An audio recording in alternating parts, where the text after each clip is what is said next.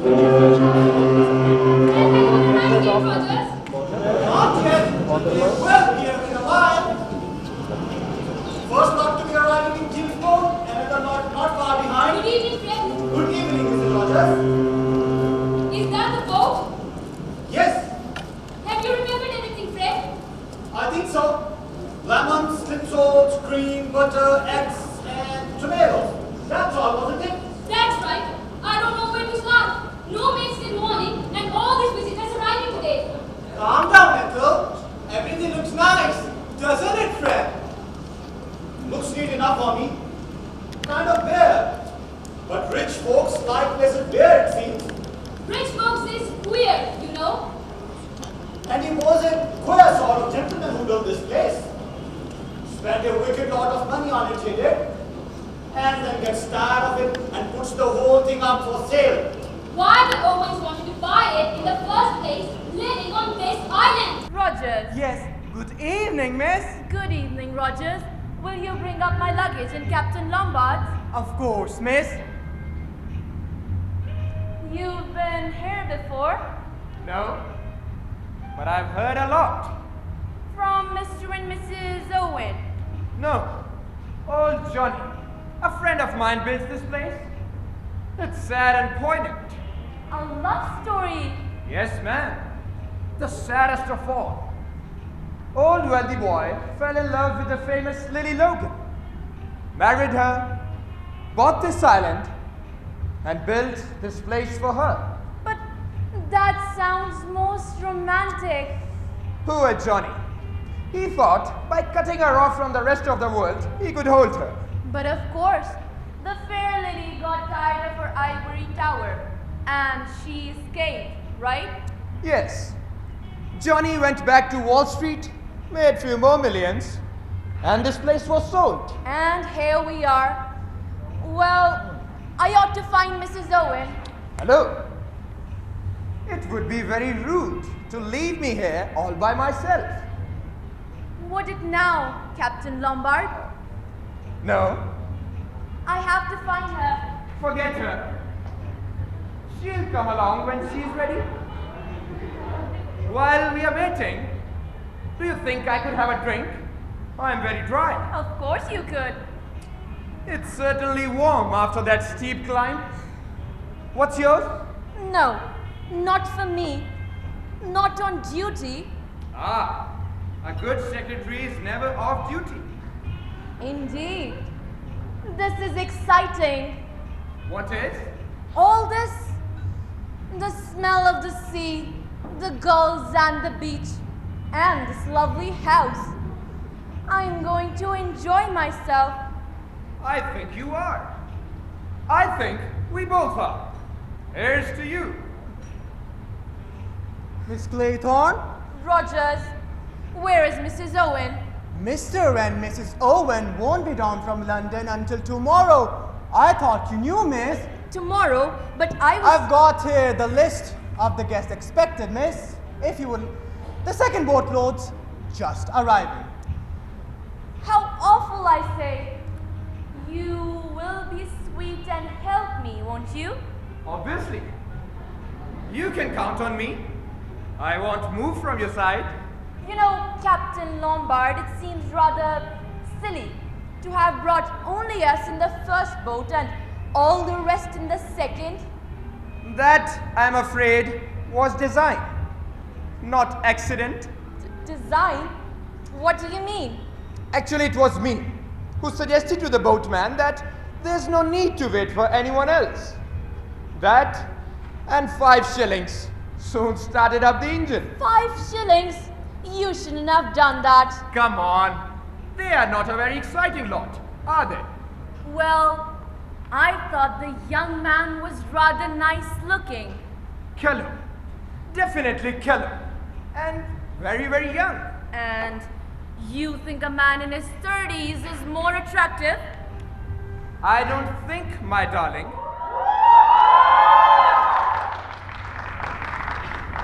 Wizard place you got here? Oh, I'm Mrs. Owen's secretary. Mrs. Owen has been detained in London, I'm afraid, and she won't be down until tomorrow. That's too bad. May I introduce Captain Lombard, Mr. Marston. Anthony Marston. Have a drink, gentlemen? Sure. What a wonderful place! I'm Mrs. Owen's secretary. Mrs. Owen has been detained in London, I'm afraid, and she won't be down until tomorrow. Oh, say when? Oh, wizard. Hello. My name's Lombard. Have a drink? Mr. Davis. Davis is the name. Mr. Davis. Mr. Marston. Pleased to meet you, Mr. Marston. I don't mind if I do. It's a bit of a stiff climb up here, but phew! What a height and what a view. Reminds me of South Africa, this place. Does it? What part? Oh, Natal, Durban, you know? Really? Have you ever been to South Africa? Me? No. Well, that's where I come from. That's my native state.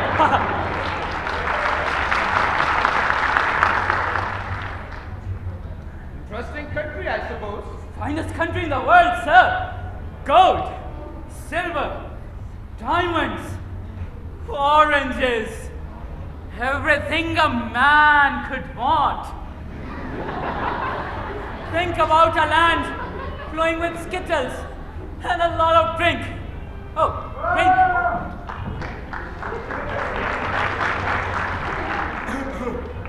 How do you do? Oh, General Mackenzie, isn't it? I'm Mrs. Owen's secretary. Mrs. Owen has been detained in London, I'm afraid, and she won't be down until tomorrow. May I introduce Captain Lombard, Mr. Marston, and Mr. Davis. Davis is the name. Sir, have a drink? Yes. Your drink, sir. Thank you. You in the service? Formerly in King's African Rifles? Too tame for me peacetime. I chucked it. Bitchy! What? Where is Mrs. Owen? Miss Emily Brent. Welcome. I'm Vera Claythorne, Mrs. Owen's secretary. Mrs. Owen has been detained in London, I'm afraid, and she won't be down until tomorrow. Indeed. Extraordinary. Did she miss her train? I expect so. May I introduce Captain Lombard, Mr. Marston, General Mackenzie, and Mr. Davis. Davis is the name. May I take your case? Do let me give you a drink. I never touch alcohol. What are you talking? You never touch alcohol? I suppose you know, young man, that you left us standing there on the wharf. Miss Brent, I suppose I'm to blame for that. I find it most extraordinary that Mrs. Owen should not be here to receive her guests. Perhaps Mrs. Owen is just the kind of person who just can't help missing trains. That's what I reckon she is. Not at all. Mrs. Owen isn't the least like that. Then perhaps it was her husband's fault. She hasn't got a husband. I should like to go to my room now. Of course. I'll take you there. Follow me, please. I wonder where is my room? I don't know. You must ask Rogers. Yes, where is he? Hello, sir. I'm afraid our host hasn't arrived. My name's Lombard. Mine's Wargrave. How do you do? How do you do? Have a drink, sir? Sure. How are you? Davis. Davis is the name. I say, quite a wonderful place you have here. Quite unique. Yes, as you say, quite unique. Your drink, sir. Thank you. Old Badger Berkeley rolled up yet? Who did you say? Badger Berkeley. He roped me in for the show. When is he coming? I don't think he's coming. No one of the name of Badger Berkeley. That dirty old double-crosser. He let me down. Well, it's a pretty wizard island. Rather a wizard girl, that secretary. She ought to liven things up a bit. I say, old man, how's about dressing up for dinner this time? Yes. Things are a bit at 6s and 7s with the Owens not turning up. But who cares?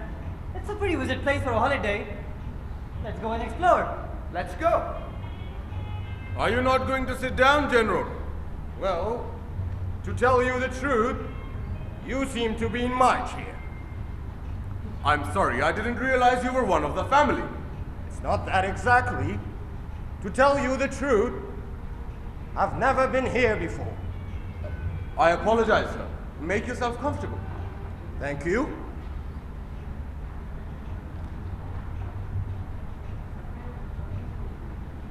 Excuse me. Is Lady Constance Culmington expected here? Can you please tell me that? Lady Constance Culmington? I don't think so, sir. Unless she's coming down with Mr. and Mrs. Owen. Allow me, sir. Oh, no. I'm silent pack for myself. Oh. Dinner is at 8 o'clock, sir. Shall I show you to your room? Sure. This way, sir. Allow me, sir. Right.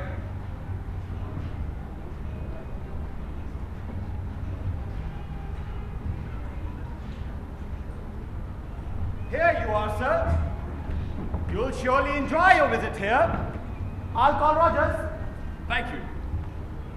How are you? Davis. Davis is the name. Mine's Armstrong, sir. Dr. Armstrong, I believe? Indeed, yes. Thought so. Never forget a face. Hey, don't tell me that I forgot one of my patients. Oh, no. Nothing like that. I just saw you once in court, giving expert evidence. Oh, really? Have a drink? No, thank you. I never touch it. Do you mind if I do? Mine's empty. No, sir. Not a tiny bit, please. In fact, you must excuse me. I must go and find Mr. Owen. But, sir, Mr. Owen isn't coming now. Sir!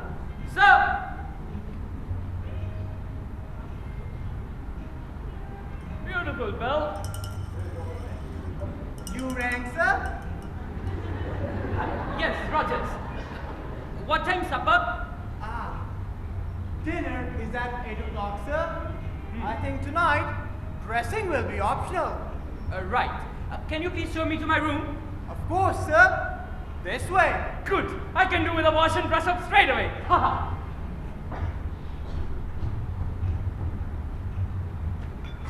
This Rogers, he always leaves the dirty work to me. Here I am with 4-course dinner on my hand and no one to help me. What will I do all alone? You must come and help me with the dishing up. And by the way, who was that man you were talking to? Davis, the South African gentleman. No class if you ask me. And certainly, no money either. I don't like him. I don't like any of them much. More like that lot we had in boarding house, I would say. Davis gives out that he's a millionaire or something. You should see his underwear. Cheap as we made them. As I said, it's not treating us right. No maids till morning and all these visitors here today. What do they think we are? Well, anyway, the money's good and it's double wages on account of difficulties. And there's a vast collection of drinks in the house. That is all you ever think about, isn't it? Drinks. Oh, you stop your nagging. You get back to the kitchen or your dinner will be spoiled. Rogers, it will be spoiled. The guests will be late for dinner. Wasted of them, I say. And thank goodness I didn't make souffle for them. Rogers, good evening, miss. Dinner won't be a minute, just a question of dishing up. Thank you. Is everything all right, Rogers? Can you manage between the two of you? Yes, of course, miss. The missus talks a lot, but she gets it done very carefully. Miss Brent, what a lovely evening. Yes, indeed. The weather seems very settled. How plainly one can hear the sea. A pleasant sound. Hardly a breath of wind and deliciously warm. I should have thought, young lady, that you might feel a little uncomfortable in that dress. No, not really. It's rather tight, isn't it? Oh, I don't think so. Well, you'll excuse me, my dear, but you're a young girl and you've got children to earn. Yes. A well-bred woman doesn't like her secretary to appear flashy. It looks, you know, as if you were trying to attract the attention of the opposite sex. And would you say I do attract them? Oh, God. These young people nowadays behave in the most disgusting fashion. Disgusting? Yes, especially these young men. Decadent. Look at that young Martian, for instance. What good is he? And that Captain Lombard. What do you object to in Captain Lombard? I'd say he is a man who's led a very interesting life. That man's an adventurer. All this younger generation is no good. No good at all. You don't like youth. I see. What do you mean? I was just remarking that you don't like young people. And is there any reason why I should? No, but it seems like you must miss an awful lot. This world will never improve until we can stamp out immodesty. Quite pathological, isn't it? What did you say? Nothing. Hey, doctor. Yes? What do you think of that old boy? Don't you think he looks rather like a tortoise? You know what? All judges look like tortoises. They have that venomous way of darting their heads in and out. Justice Wargrave is no exception. What? Wait, hold up. Justice? I didn't realize he was a judge. Oh, yes. He is responsible for sending more innocent people to death than anyone in England. Good heavens. Hello. Do you two know each other? Miss Claythorne, Dr. Armstrong. Armstrong and I have just decided that... Yes, I heard you, and I think so did he. Oh, Sir Lawrence. Miss Emily Brent, isn't it? Yes. I would like to ask you something. Can you please step out there for a moment? Sure. After you. What a remarkably fine night. Absolutely wizard card. A supercharged sports Mulati Carlotta. You don't see many of them on the road. I can get 100 out of her. Wow. Did you come down by London? Yes, 208 miles, and I did it in a bit over 4 hours. Too many cars on the road to keep it up. Touched 90 going over Salisbury Plain. Not too bad, eh? Hey, young man. I think you passed me on the road. Did I? You nearly drove me into the ditch. Oh, sorry. If I'd seen your number, I would have reported you. But you were footling in the middle of the road. What? Footling? Me? Footling? Oh, well. What about a drink? Good idea. Calm yourself, A doctor. drink for you, Miss Claythorne? No, thank you. Damn shame we didn't know each other. I could have given you a lift. That would have been grand. I'd like to show you what I can do across Salisbury Plain. Tell you what, maybe we can drive back together. I have to go. But it seems rather silly. I've got an empty car. You know what? She likes the way she's going back. Look. Aren't they sweet? These 10 little China Indians. And there's that old nursery rhyme. What are you talking? What figures? What nursery rhyme? 10 little Indian boys going out to dine. One choked his little self, and then there were 9. 9 little Indian boys sat up very late. One overslept himself, and then there were 8. 8 little Indian boys traveling in Tibet. 1 got left behind, and then there was 7. Ladies and gentlemen, silence please.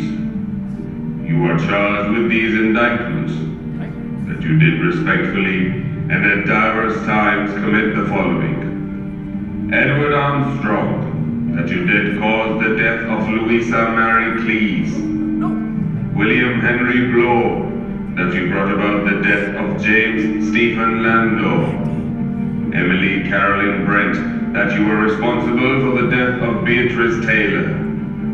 Vera Elizabeth Claythorne, that you killed Peter Ogilvy Hamilton. Philip Lombard, that you were guilty of the deaths of 21 men, members of an East African tribe. John Gordon Mackenzie, that you sent your wife's lover, Arthur Richmond, to his death. Anthony James Marston, that you were guilty of the murder of John and Lucy Combs. Thomas Rogers and Ethel Rogers, that you brought about the death of Jennifer Brady. Lawrence John Wargrave, that you are guilty of the murder of Edward Seaton. Prisoners at the bar, have you anything to say in your defense? Oh my God, no! Out of the way! Let me see. Doctor, is she fine? She's alright. She just fainted. Get some brandy, faster! Go fast, get some brandy! Who was that? It sounded like... What's going on? What kind of practical joke was that? Where the devil did that voice come from? You are charged with these indictments. Turn it off! Turn it off! Here we are. Good. What a disgraceful and heartless practical joke! So you think it's a joke, do you? Come on, Judge. What else could it be? At the moment, I'm not prepared to give an opinion. Why do the devil turn it on though? And set it going? That is exactly what we're going to find out. No! We didn't turn it off! No! Calm down. Don't mix up together. Calm down. Yes, Mrs. Rogers. Don't worry, just a nasty turn. It was that voice! That nasty voice like a judgment! Rogers! Give her the brandy, will you? There you go.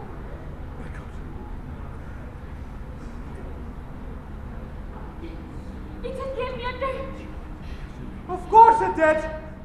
It gave me a turn too. Rogers? Who put the record on the gramophone? Was it you? I was just obeying orders, sir. Whose orders? Mr. Owens! Let me get this quite clear, Rogers. Mr. Owen's orders were what exactly?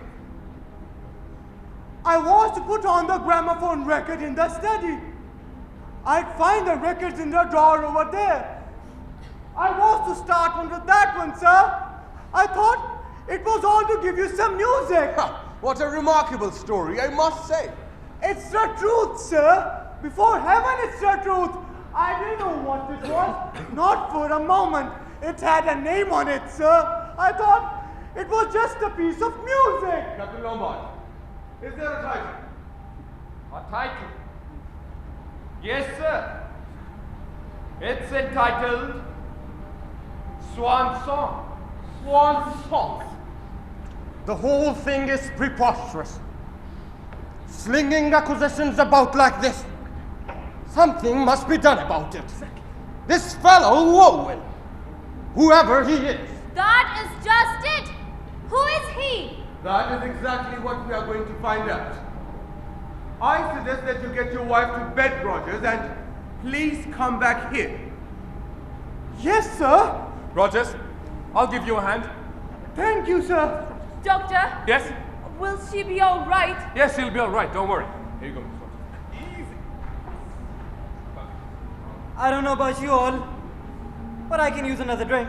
I agree. I need another drink too. I'll get them. Preposterous. That's what it is.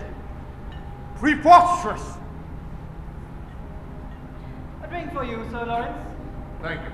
I should like a glass of water, please. I'll get it. I'll have a drink as well. She'll be all right. I've given her a sedative. Now then, doctor, you'll need a drink after all this? Mr. Davis, I already told you I never touch it. Yes, so you said. General, you have this one. Rogers? Coming, sir. We must get to the bottom of this. Tell us what you know about Mr. Owen. He owns this place, sir. I'm aware of that fact.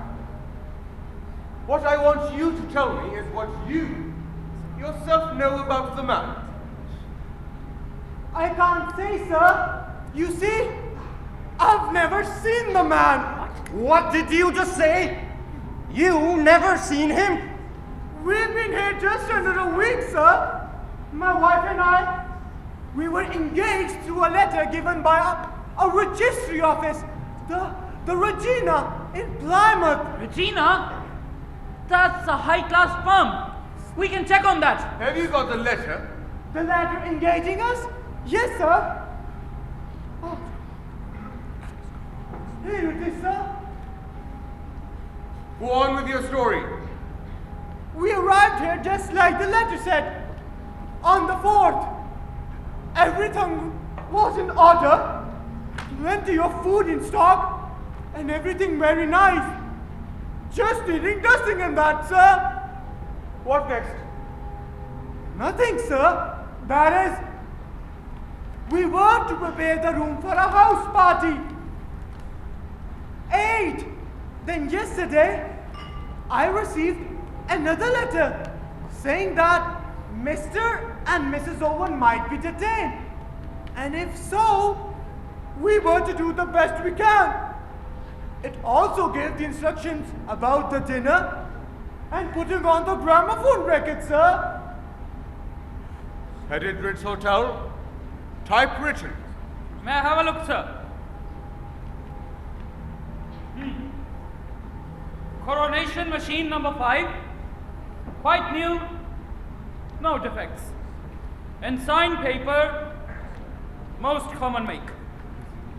We shan't get much out of this. We might try it for fingerprints, but it's been handled too much. Quite the little detective. Got some fancy Christian names, hasn't he? Ulick, Norman, Owen. Quite a mouthful. I'm obliged to you, Mr. Marston. You have drawn my attention to a very curious and suggestive point. Yeah, well, I think the time has come for all of us to pool our information. We are all his guests. I think it would be profitable if each one of us were to explain exactly how that came about. This all seems very peculiar to me. I received a letter with a signature that was not very easy to read. It purported to be from a woman whom I had met at a certain summer resort 2 or 3 years ago. I took the name to be Odin, and I'm quite certain that I've never met or become friendly with anyone of the name of Owen. Have you got the letter, Miss Brent? Yes, I'll fetch it for you. Thank you. Miss Clayton? I never actually met Mrs. Owen. I wanted a holiday post and I applied to a secretarial agency. It's called the Grenfell in London. I was offered this post and I accepted. And you were never interviewed by your prospective employer? No, there's the letter. I never actually met Mrs. Owen, you see.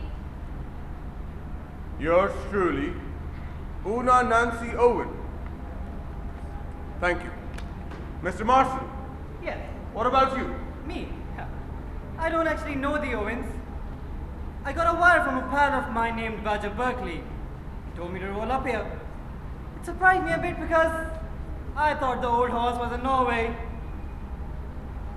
I don't have the wire with me right now. Thank you. Dr. Armstrong, Yes. what about you? Well, in these circumstances, I must admit that my visit here was professional. Mr. Owen wrote me that he was worried about his wife's health. Her nerve, to be precise. So he wanted me to generate a report without her being alarmed. He therefore suggested that my visit here should be regarded as that of an ordinary guest. You had no previous acquaintance with the family? Of course not, sir. Ah, yet you had no hesitation in obeying the summons. Because a colleague of mine was mentioned, and a very handsome fee suggested. I was due for a holiday anyway. Thank you. There you are, sir.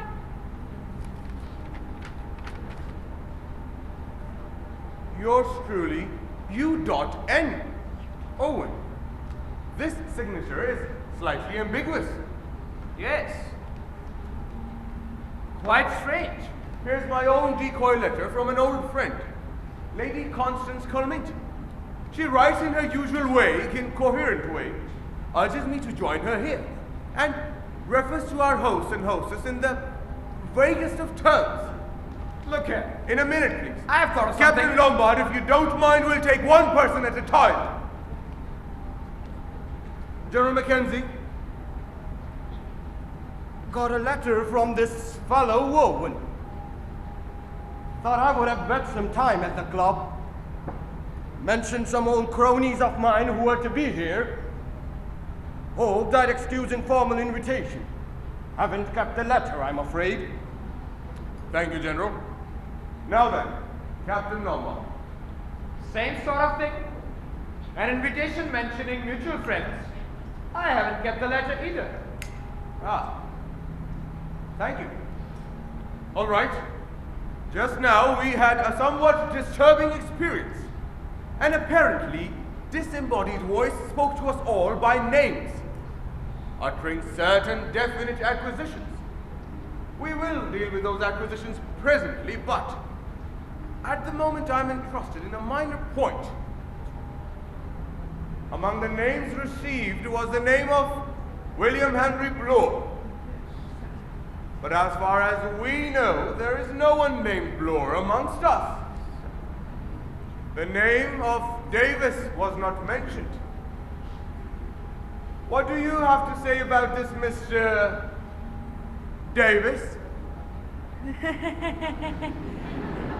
Cat's out of the bag, it seems. I suppose I would better admit my name is not Davis. So you are William Henry Bloor? Yes, sir, I am. I will add something to that. What else? Not only are you here under a false name, Mr. Bloor, but I have noticed that you are a first-class liar. You claim to have come from South Africa. I know South Africa well. And I am prepared to swear that you have never set foot there in your entire life. But you gentlemen have got me wrong. I am an ex-CID officer. What? Oh, a copper. I have got my credentials. I can prove it. I was put on to this job. By whom? Why, Mr. Owen sent a very nice money order for expenses and said I was to join the house party posing as a guest. He also sent me a list of all your names, and I was told to keep a keen eye on all of you. To keep a keen eye on us all? Yes. And any particular reason given for that? Said Mrs. Owen possesses some valuable jewels. Mrs. Owen, my foot. I don't believe any such woman exists, sir. Your conclusions are, I think, justified. Thank you. Ulick Norman Owen, Una Nancy Owen. Each time that is to say, or U.N. Owen. Or by a slight stretch of fancy, unknown. But that's fantastic. Mad. Yes, my dear young lady, I have no doubt that we are invited here by a madman. Probably a dangerous homicidal lunatic. Oh my God! Whoever it is, the person who has enticed us here has taken the trouble to find a great deal about us. A very great deal. And out of his knowledge concerning us, he has made certain definite acquisitions. But it's all very well to make everything. I don't believe it. It's a damn pack of heresies, isn't it? I don't believe it at all. Please! I wish to say this. Our unknown friend accuses me of the murder of Edward Seaton. I remember Seaton perfectly well. He came before me for a trial in June 1930. He was charged with the murder of an elderly woman. He was very ably defended and made a good impression on the jury in the witness box. Nevertheless, on the evidence, he was certainly guilty. I summed up accordingly, and the jury brought in a verdict of guilty. In passing sentence of death, I fully concurred with this verdict. An appeal was lodged on the grounds of misdirections, and the appeal was dismissed, and the man was duly executed. I wish to say this before you all, that my conscience is perfectly clear on this matter. I did my duty and nothing more.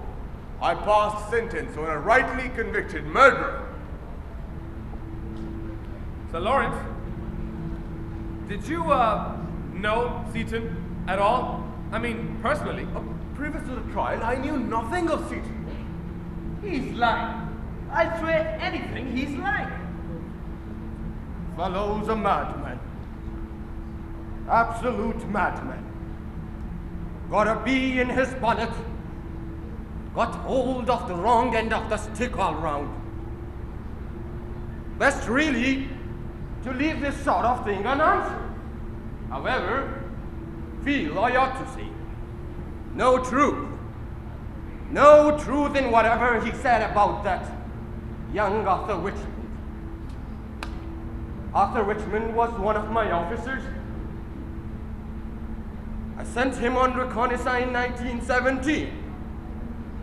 He was killed. Also like to add, resent very much. Slur on my wife, Leslie. Best woman in the world. Absolutely Caesar's wife. I've just been thinking. John and Lucy Combs. Must have been a couple of kids I ran over near Cambridge. What? Ran over? Beastly bad luck. Bad luck. Bad luck. Young man, for you or for them? Well, I was thinking for me, but of course, you're right, sir. Bad luck for them too. They rushed out of some cottage or other. I had my license suspended for 1 year. Beastly nuisance. This speeding is all wrong. All wrong, yes! Young men like you are a danger to the community. It was just pure accident. But they were just kids. Might I say a word, sir? Go ahead, Rogers.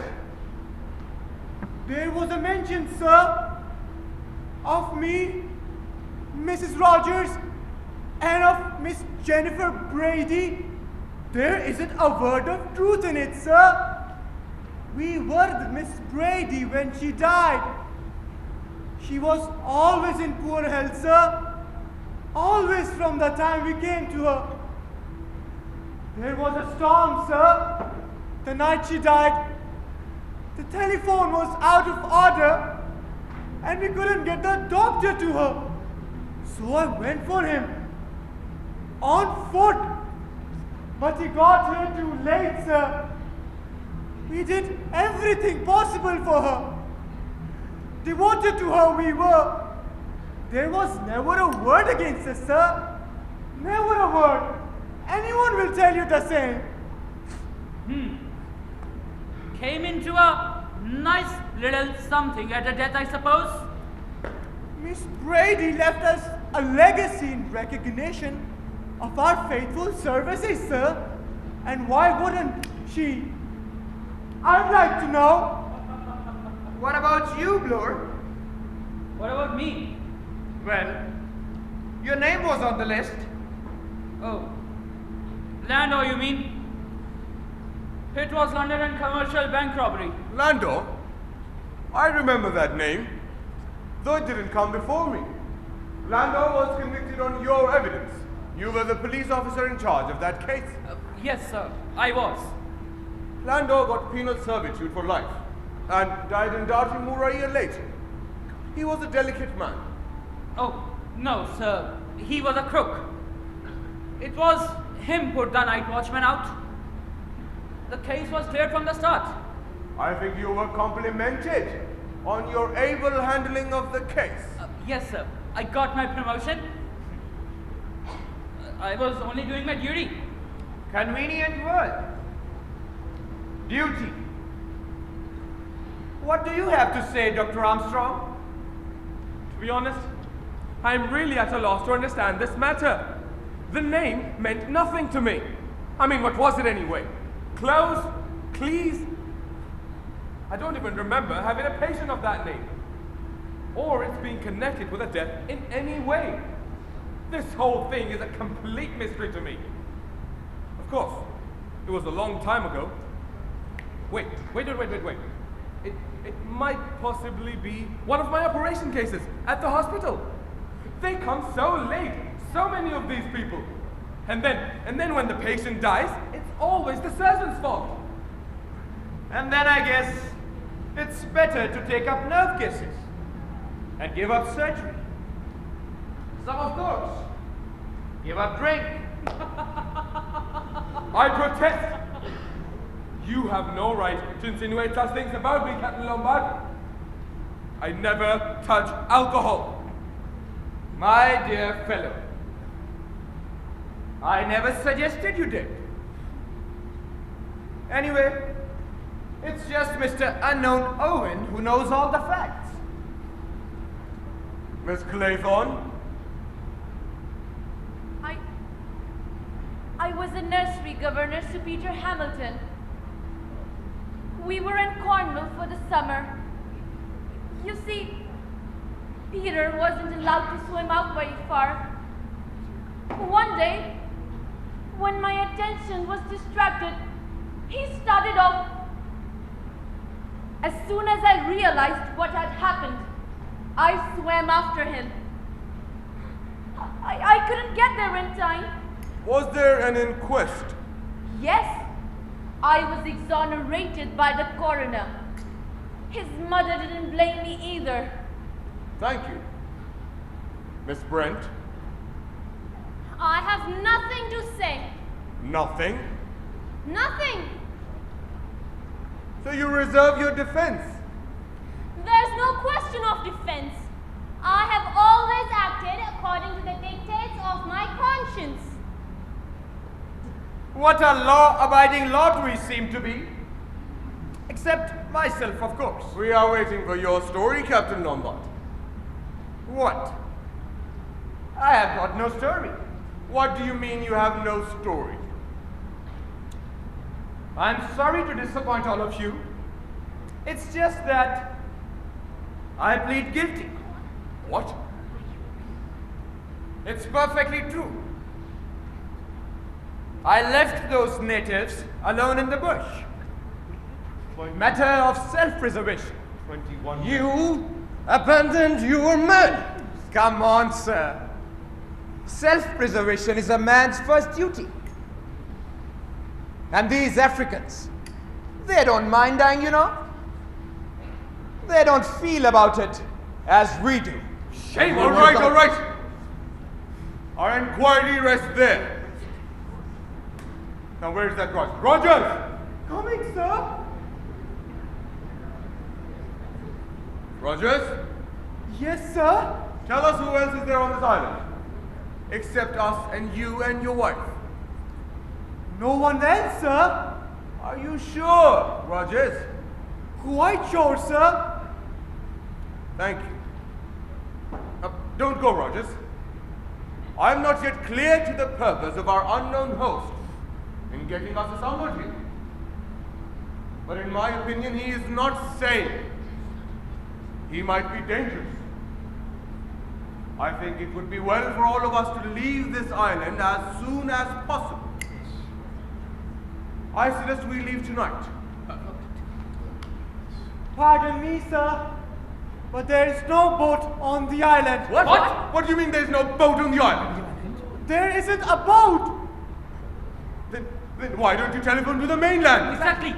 There isn't a telephone either, sir. Great. Fred Narracott, he comes over every morning, bringing with him the food and the butter, the post and the paper, and he takes the orders, sir. Tricky, what? I say we better solve this mystery before we leave. The whole thing's like a detective story. Positively thrilling. Thrilling? Young man, at my age, I have no desire for thrills. The legal life's narrowing. I'm all for crime. Here's to it. Disgusting.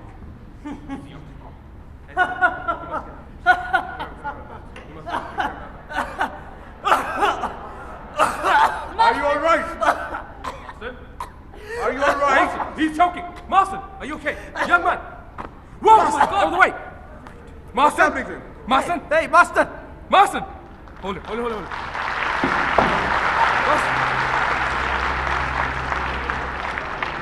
Is he all right? Has he fainted? Is he all right? Say something, doctor. My God.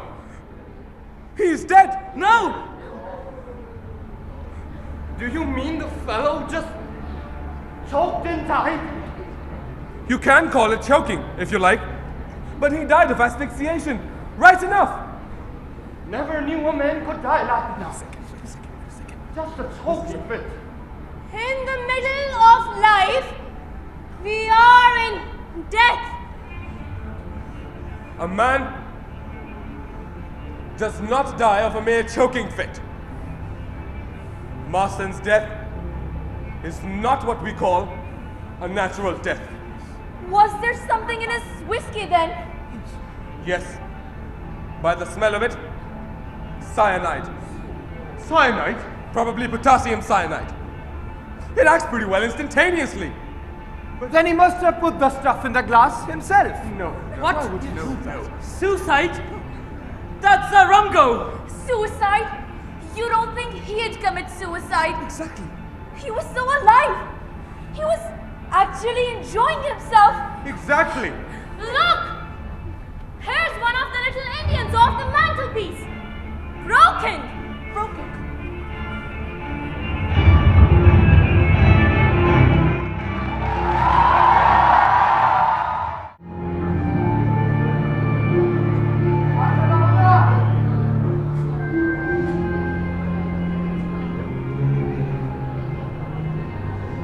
We've been up to the top.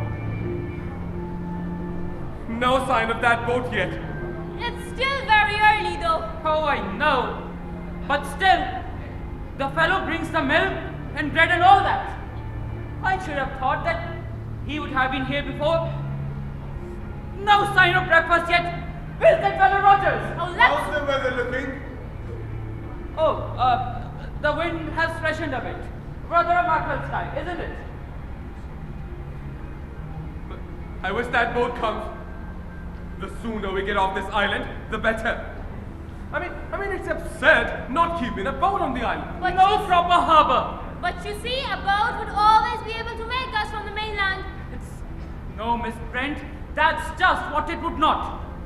I wonder if that boat's coming. And knowing the way this house is built, slapped up against the cliff, you cannot see the mainland until you've climbed to the very top of it. Mr. Blow, shall we go up there again? It's no good, Doctor. A watched pot never boils. And where's that fellow Rogers? He ought to be about. If you ask me, Master Rogers was pretty badly battered last night. Well, you're right about that. Ghastly, this whole thing. Got the wind up properly. I would take an even bet that he and his missus did kill that old lady. You really think so? Well, I never saw a man more scared. Guilty as hell, I should say. Fantastic. This whole thing, fantastic. I say, suppose he has hopped it. What? Who, Rogers? But there's not any way he could. There is no boat on the island, and you yourself just said so. Yes, but I've been thinking. We've only Roger's word for that. Suppose there is one, and he has nipped off in the first thing. Oh no! He wouldn't be allowed to leave the island. Sleep well, General. I dreamed. Yes. I dreamed. I don't wonder at that. I dreamed of Leslie. My wife, you know. Oh, yes. I wish Narracott would come. Who is Narracott? The bloke who brought us over yesterday afternoon. Was it only yesterday? Yes, I feel like that too. I don't like the look of him. Yes, I reckon young Marston's suicide must have been pretty a bad shock to him. He looks years older. Indeed, he does. But where is that poor young fellow now? In the study. Put him there myself. Doctor, Yes, do you suppose it was suicide? Miss Brent. What else could it be? But suicide? You know, I had a pretty funny feeling last night. This Mr. Unknown Owen Suppose he's on the island. Rogers may not know, or he may have told to say so. Pretty nasty thought, isn't it? Hold on. Do you think it would be really possible for anyone to tamper with Marston's drink without our seeing him? Yes, it was standing up there. Anyone could have dropped in a dollop of cyanide if they'd wanted to. Wait, it's not Oh, that. there you are, doctor! Please, come with me! It's my wife, sir! Hurry! No! Do not leave the island without me. Yes, sure. Rogers, where is she? I wish the boat comes. I hate this place. Yes. The sooner we can get in touch with the police, the better. The police? Miss Claythorne, police must be notified in the case of suicide, you know. Yes, of course. What's going on here? No sign of breakfast yet. Calm down. Are you hungry, General? Feeling like breakfast? General? General? Leslie! No, I'm not. I'm Vera Claythorne. Of course. Forgive me. I took you for my wife. But I thought your wife was dead. Long ago. I thought it too. But she's here. On this island. Good morning, everyone. Good morning, Captain Anwar. Has the boat arrived? No, not yet. A bit late, isn't it? Yes. Good morning, beautiful. You and I could have had a swim before breakfast. Too bad all this. Too bad you overslept yourself. You must have very good nerves to sleep like that, Captain Lombard. Yes, nothing makes me lose my sleep. Didn't dream of any African natives by any chance, did you? No. But did you dream of the convicts of Dartmoor? Look here, Captain Lombard, this is not funny at all. Well, you started it, and you know that. Whatever. I'm hungry. What about the breakfast? The whole domestic staff seems to have gone on strike. Relax. We can always cook for ourselves. This is strange. What is? You remember we found one of these little Indians smashed last night? Yes. That ought to leave 9. That ought to leave 9. I am certain there were 10 of them when we arrived. Well? There are only 8 now. So there are. I think it's queer. Don't you? Yes. But maybe there were only 9 to begin with, and we assumed that there were 10 because of the rhyme. Exactly. That's possible. Hello, Armstrong. What's the matter? Mrs. Rogers, Yes? What about her? she is dead. No! How? She died in her sleep. Rogers he thought she was still under the sleeping draught I gave her. So he came down without disturbing her. He lit the kitchen fire and did this room. And as she hadn't appeared, he went up. Was alarmed by the look of her and came straight down hunting for me. She's been dead for about 5 hours. She might have been poisoned. It's perfectly possible. With the same stuff as young Marston's. No, it was not cyanide. It must be something much more narcotic or hypnotic. You gave her some sleeping powders last night, didn't you? Yes, I did. I gave her a mild dose of luminol. Didn't give her too much, did you? Certainly not. What do you mean? The amount I gave her could not have hurt anyone. Then what exactly did happen? Impossible to say without an autopsy. If, for instance, this death had occurred in the case of one of your private patients, then what would have been your procedure? Well, without having any previous knowledge of the women's state of health, I could certainly not give a certificate. Well, you see, she was a very nervous looking creature, wasn't she? And she did have a pretty bad fright last night. Perhaps it was heart failure. Well, her heart certainly failed to beat. But what caused it to fail? Conscience. And what exactly do you mean by that, Miss Brent? You all heard? She was accused, together with her husband, of having deliberately murdered her former employer, an old lady. So, that's your idea? Certainly. You all saw her last night? She broke down completely and fainted. The shock of having her wickedness brought home to her was too much for her. She literally died of fear. Call it, if you all prefer, an act of God. Oh, no, Miss Brent. You record it as impossible that a sinner should be struck down by the wrath of God. I do not. My dear lady,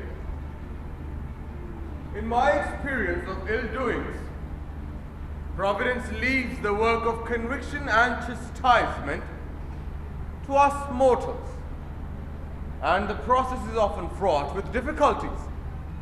There are no shortcuts. Okay. Let's be practical now. Doctor. Yes?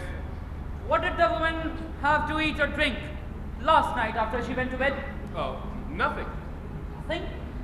Nothing at all? Not even a cup of tea or a glass of water? I would take an even bet that she had a cup of tea. That sort always does. But Rogers assures me that she had nothing whatsoever. He might say so, Doctor. So you are suspecting Rogers? Why not? You all heard that accusation last night. What if it is true? Miss Brent thinks it is, for one. Rogers and his missus did kill that old lady. They're feeling quite safe and happy about it. Happy? Well, they know there is no immediate danger to them. Then last night, some lunatic goes and spills the beans. What happens? They've done a murder and got away with it. But if it is all going to be raked up again, it's the woman who will give away the show. So, what does he do? He puts a nice little dollop of something into a nice cup of tea. And when she's had it, he washes the cup and the saucer and tells the doctor, very conveniently, she ain't had nothing. No, that's impossible. A man would never do that, not to his wife. You would be surprised, Miss Claythorne, what some husbands would do. Excuse me, miss. I'm getting along with breakfast. I'm not much of a cook, but it's lunch that I'm worried about. Would baked potatoes and tinned fruit be satisfactory? That'll be fine, Rogers. Lunch? Lunch? We shan't be here for lunch. And when the hell is that boat coming? Don't swear, Mr. Blore. Pardon me, sir, but the boat won't be coming. What? Friend Nanacott is always here before 8. Is there anything else you require, miss? No, thank you, Rogers. And it is not Rogers. His wife lying dead upstairs, and here's he cooking breakfast, and calmly talking about lunch. And now he says that boat won't be coming. I say, how the hell does he know? Why don't you see it? He's in shock. He's carrying on automatically as a good servant would. It's pathetic, really. He is pulling a fast one, if you ask me, Miss Claythorne. The really significant thing is the failure of the boat to arrive. This means we are being deliberately cut off from help. Very little time. We mustn't waste it talking about things that don't matter. Why do you think Narracott hasn't turned up? Well, I think Mr. Unknown Owen has given orders. You mean told him? It's all a practical joke or something of that kind. But he would have never fallen for that, would he? Why not? Indian islands have got reputation for people having crazy parties. This is just another crazy idea. Narracott knew there's plenty of food and drink on the island. Probably thinks it's all a huge joke. But can't we light up a bonfire on the top of the island? Right. They'll see it. No, that's impossible. All signals are to be ignored. We are cut off all right. But can't we do something? We can do something. We can find the funny gentleman who has staged this little joke. Mr. Unknown Owen. I'll bet anything you like. He's somewhere on this island. So the sooner we get hold of him, the better. Because I believe he's mad as a hatter and dangerous as a rattlesnake. Hardly a very good simile, Captain Lombard. You know, a rattlesnake at least gives warning of its approach. Warning.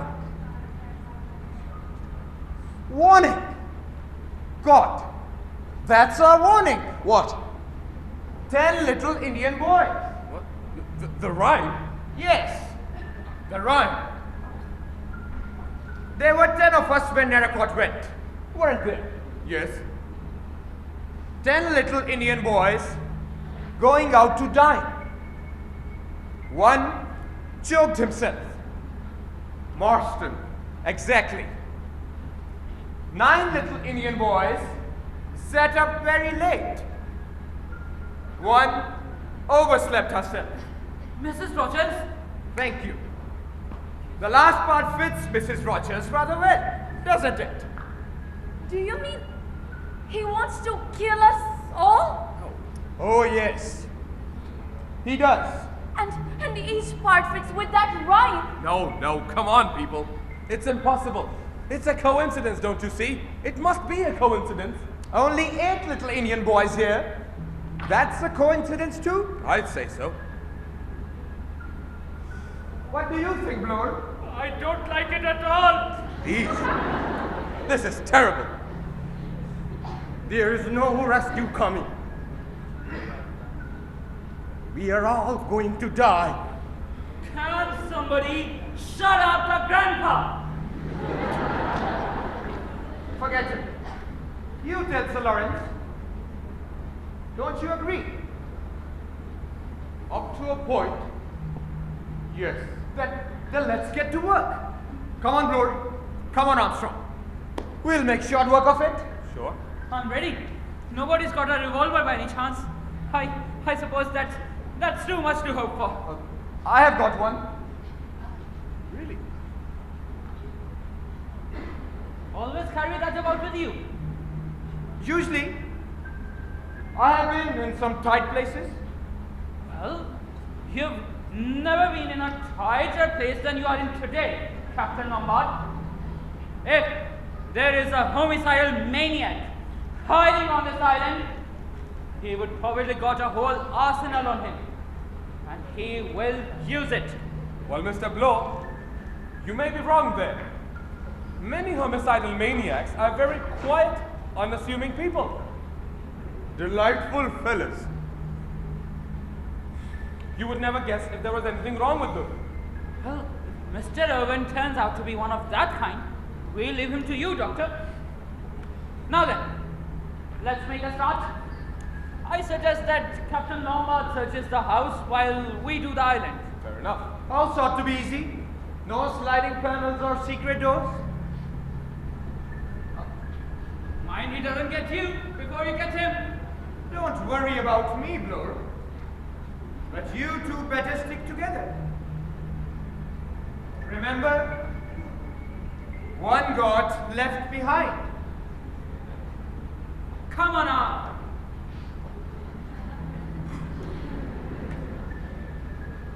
A very energetic young man, Captain Lombard. Don't you think he is right? If someone is hiding on the island, they'll be bound to find him. It's practically bare rock.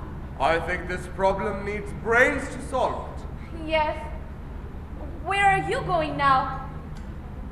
I'm going to sit in the sun and think. Where did I put that scared fool? Shall I go upstairs and see if I can find it? No, I'll go. I think I know where it's likely to be. I am glad Captain Lombard has got a revolver. They are all wasting time. Wasting time. You really think so? Yes. It's better to sit quietly and wait. Wait? For what? For the end, of course.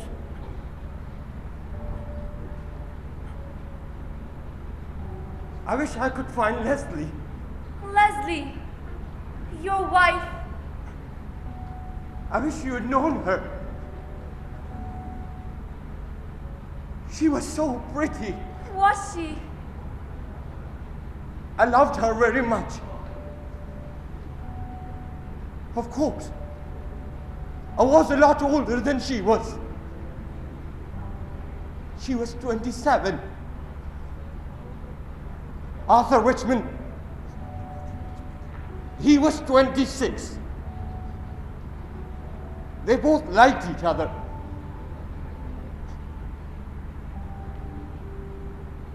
She used to tease him and made fun of him.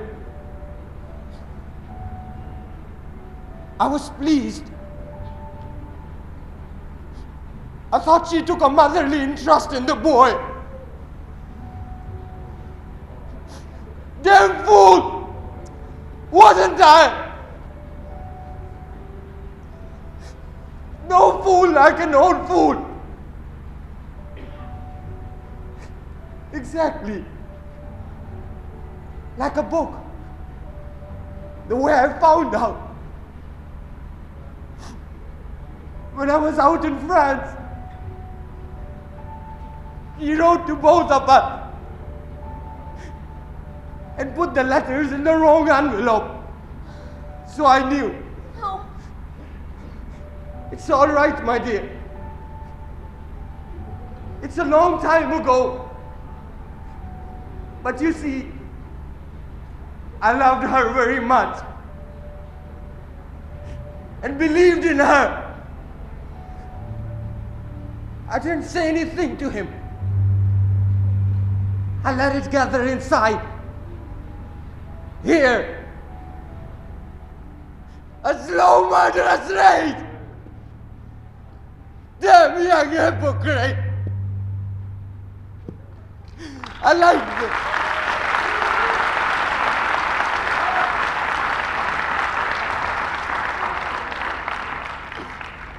I like the boy. Trusted him. I wonder what the others are doing, right? I sent him to his death. What? It was quite easy. Mistakes were being made all the time. All anyone could say was that I'd lost my nerve a bit. Made a blunder. Sacrificed one of my best men. Yes, it was quite easy. Leslie never knew. I never told her I'd found her. Everything went on as usual, but somehow nothing was quite real anymore. She died of pneumonia.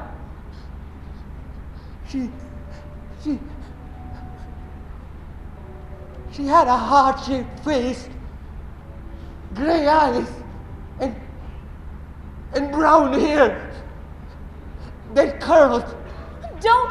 Please. Yes. I suppose in a way it was murder. Curious. Murder. I've always been such a law-abiding man. It didn't feel like it at that time. Serves him damn well, right? That's what I thought. But after, well, you know, don't you? What do you mean? You don't seem to understand. I thought you would. I thought you would be glad too. The end was coming. We are all going to die, you know. I don't know. I don't. You are very young. You haven't got that yet. The relief. The blessed relief when you know that you haven't got to carry the burden any longer. General, don't talk to me like that. Don't you see? I want to sit quietly and wait. Wait for Leslie to come for me. Leslie!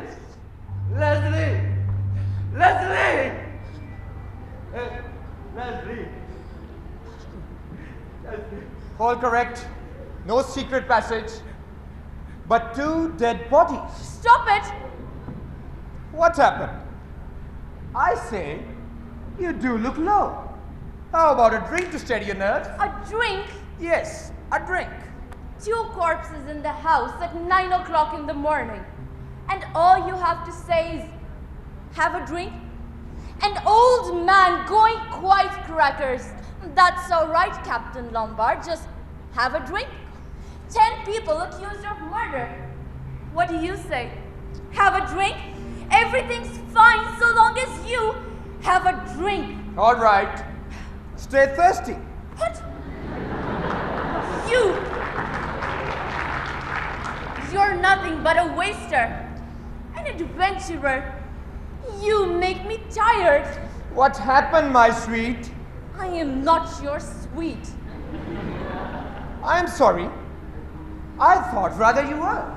You can think again, Captain Lombard. Come on, darling. You don't really feel like that.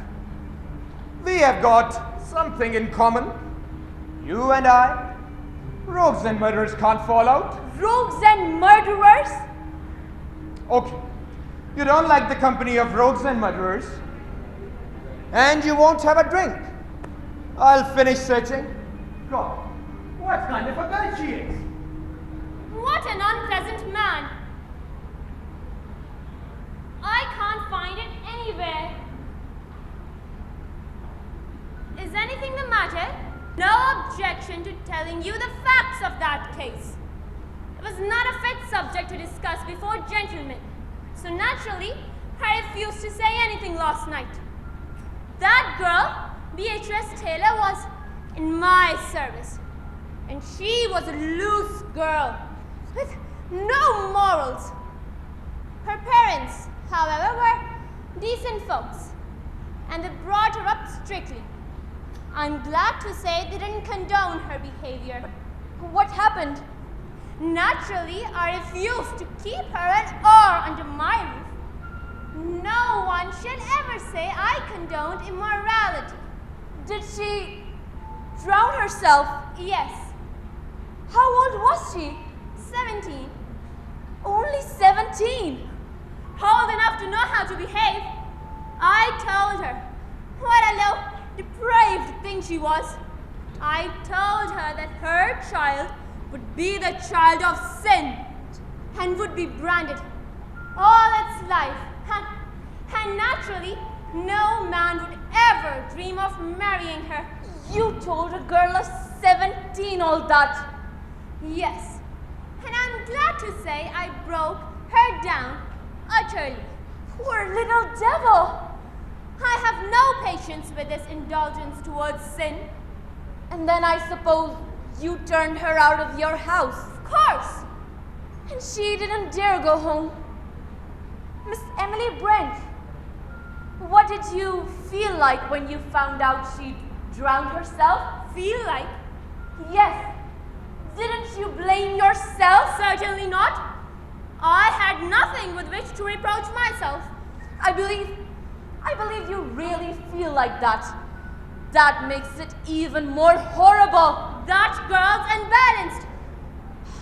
And the Lord shall be known by the judgment he executeth. And the wicked shall be snared in the work of his own hands.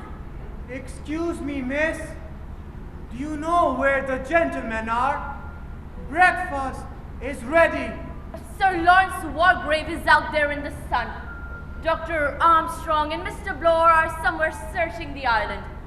I shouldn't bother about them. And the wicked shall be turned into hell. Reading aloud, Miss Brent? Yes. It is my custom to read a portion of the Bible every day. Very good habit, I must say. Thank you. Well, did you have any luck? No. There is nobody on the island. No caves. No one could hide anywhere. That's right. What about the house, Lombard? No one. I'll bet anything you like, there's no one in the house but ourselves. I've been over it from attic to cellar. Excuse me, sir.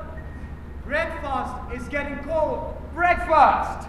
Come on, Bloor. You have been yelping for breakfast ever since you were born. Let's eat, drink, and be merry. For tomorrow we die. Or who knows? Perhaps even today. Oh, God, you should be ashamed of such levity, Captain Lombard. Come on, can't have this. Come on, General, let's have breakfast. Breakfast, I say, sir.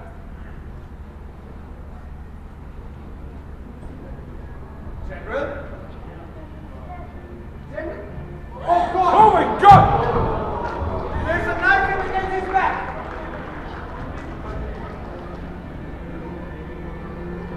Ha, ha, ha, ha! Oh, my God! He's dead! But he can't be! Who could have done that? Exactly, my dear sir. There is only us on the island! Don't you realize that this clever, cunning criminal is always one step ahead of us? That he knows exactly what we are going to do and makes his plans accordingly. You know, there's only one place where a successful murderer could hide and have a reasonable chance of getting away with it. One place? But where? Here in this very room. Mr. Owen is one of us.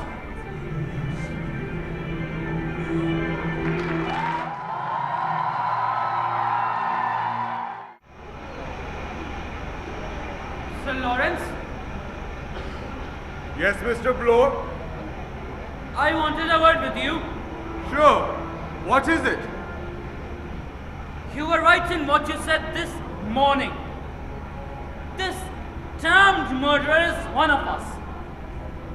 And I think I know which one. Really? Ever hear of the Lizzie Borden case? In America. Old couple killed with an axe in the middle of the morning. The only person who could have done it is the daughter. A respectable, middle-aged spinster. Incredible. So incredible that they acquitted her. But of course, they never found any other explanation. Then, your answer to the problem is Miss Emily Brent? I tell you, that woman is as mad as a hatter. Religious mad, I tell you. She's the one, and we must watch her. But I thought your suspicions were in a different quarter. Yes, but I've changed my mind, and I will tell you for why. She's not scared. She's the only one who is not. Why? You tell me, Sir Lawrence. Why? Because she knows quite well that she is in no danger. Hush! We've made some coffee. It's cold in here, isn't it? Yes, you would hardly believe it when you think what a beautiful day it was this morning. Yes. Are Captain Lombard and Rogers still out? Yes, they are. You were right about the idea of lunch. I say I do feel better. The court always adjourns for lunch, my dear. All the same, it's still a nightmare. It seems as though it can't be true. What are we going to do about it? We are going to hold an informal inquiry. We may be able to eliminate some innocent people. You haven't got a hunch of any kind, have you, Miss Claythorne? Well, If Miss Claythorne suspects one of us three, that is rather an awkward question. I am sure it isn't any of you. If you asked me who I'd suspected, I'd say Dr. Armstrong. Armstrong? Yes, because don't you see? He is hands far and away the best chance to kill Mrs. Rogers. Terribly easy for him as a doctor to give her an overdose of that sleeping stuff. That's true, but someone else gave her brandy, remember? Her husband had a good opportunity of administering a drug. It is not Rogers, sir. He wouldn't have the brains to fix all this, nor the money. Besides, you can see, he is terribly scared. Oh God! It's something like a storm. Oh, it's only you. Who did you think it was? Beatrice Taylor? What did you say? Not a hope of rescue until this dies down. I do not, of course, profess to be a weather prophet, but in my opinion, no boat could reach us in this weather under 24 hours. Even if this wind drops, the sea still has to go down. Rogers, you're awfully wet. Is anyone a swimmer?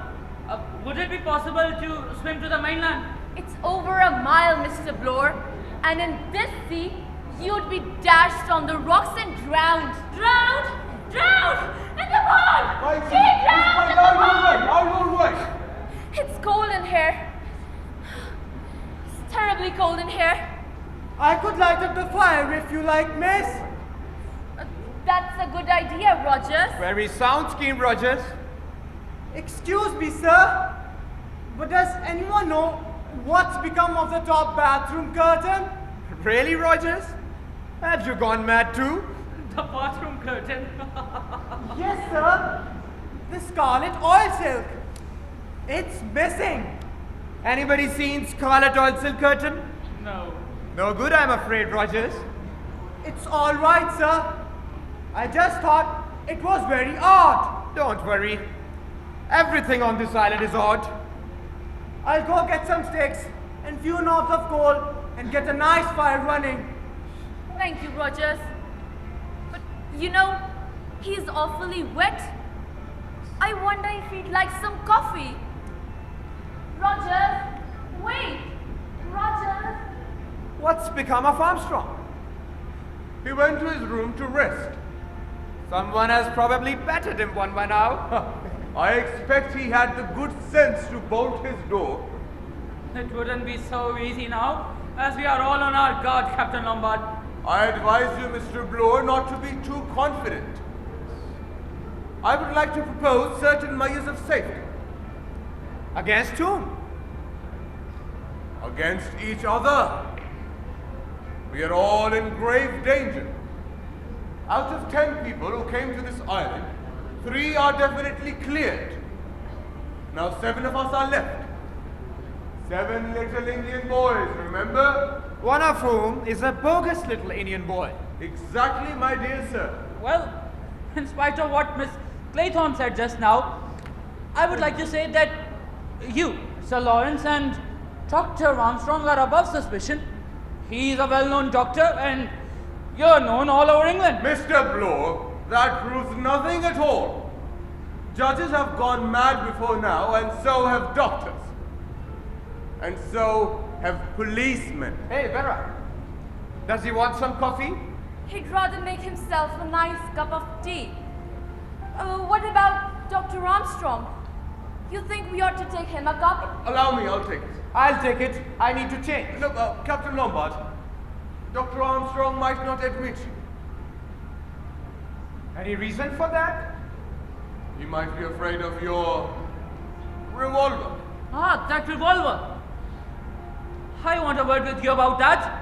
Do go and change first. What were you saying about my revolver? I was just wondering that why did you bring a revolver down here on what's supposed to be a little social visit? Well, I have led a rather adventurous life.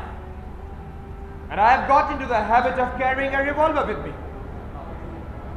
I have been in a jam once or twice, and it's always a pleasant feeling to have a gun with you.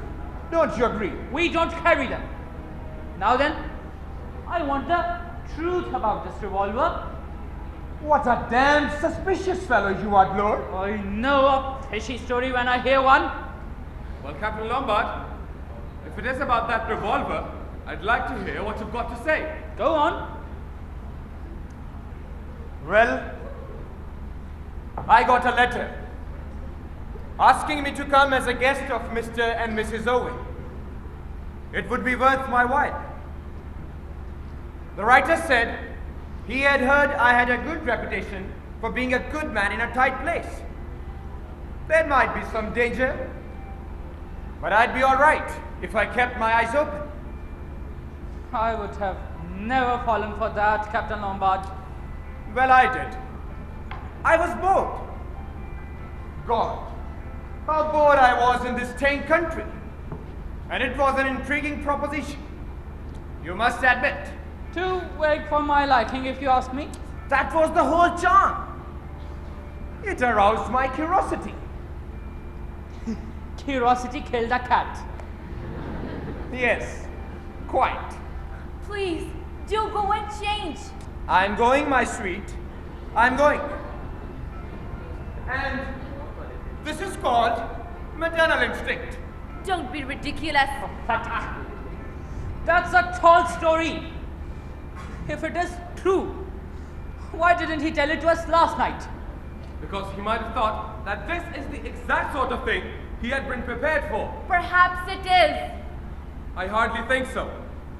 It was just Mr. Owen's little bit of cheese to get him into the trap with the rest of us. He must have known him enough to rely on his curiosity.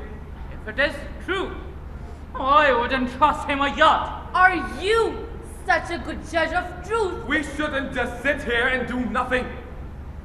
We must get out of here before it's too late. The one thing we must not do, Doctor, is to give away to nerves. Oh, I'm sorry, sir. Rather a case of physician, heal thyself. But I've been overworked lately and run down. Sleeping badly? Yes. I keep dreaming. Hospitals. Operations. A knife at my throat. Real nightmares? Yes. Do you ever dream that you're in court sentencing a man to death? Are you by any chance referring to a man called Edward Seaton?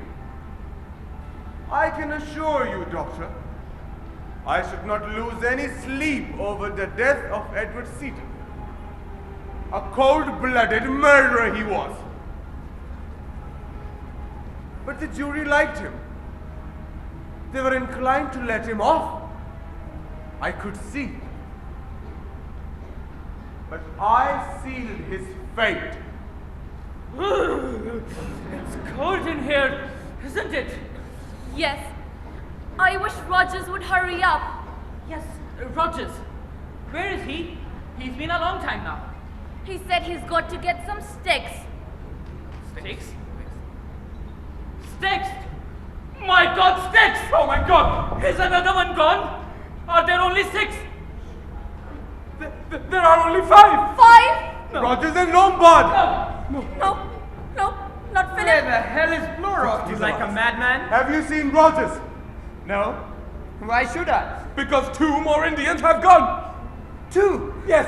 I thought it was you. Mr. Blow, wait. Well, what is it? In the kitchen. What's in the kitchen? Is he? Oh, yes. He's dead, all right. Oh, good heavens. Oh my God. How? With an axe. Somebody came up behind him and chopped him. What chopped himself in half? And then there were 6. Stop it, Vera. Stop it! We are being hunted! Come here. Come here and sit down. Relax. Yes, boys. What next? What?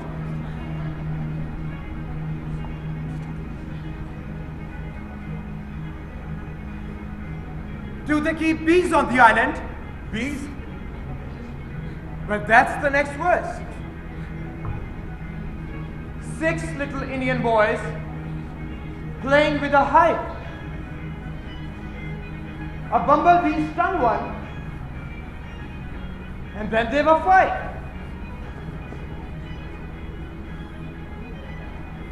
A bumblebee stung one. But we all look pretty fine. Nothing wrong with any of us.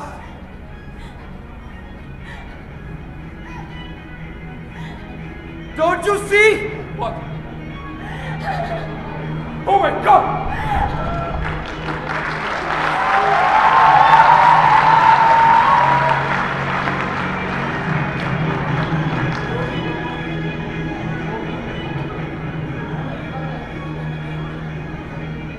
A hypodermic syringe.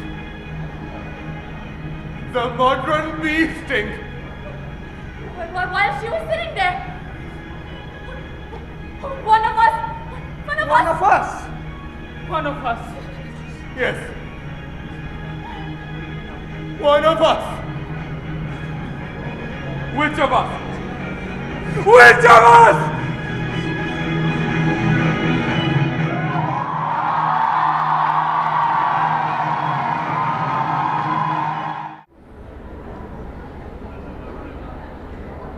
Five little Indian boys sitting in a row, watching each other and waiting for the blow. New version, up to date. Captain Lombard, I hardly think this is the time for humor. Come on, Doctor. I have to relieve the gloom. Damn, that electric plant running down.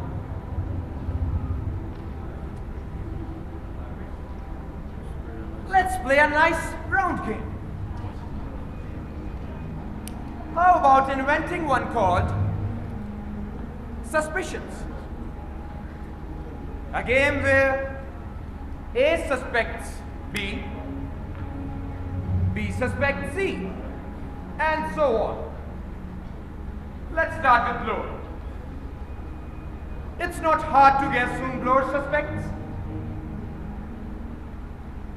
You suspect me. I am your fancy, right? Wouldn't say no to that. And you are quite wrong, you know. Well, all I can say is that you have acted suspiciously from the start. You told us 2 different stories. You came here with a revolver, and now you say it's lost. Yes, I have lost it. That's a likely story, Captain Lombard. What do you think I have done with that revolver? I suggested myself that you should search me. Oh, you haven't got it on you. You are too clever for that. You mean I have kept it ready for the next time? I shouldn't wonder about that. Come on, man. If I had wanted to, I could have killed a lot of you by this time. Pop, pop, pop, pop. Just like that.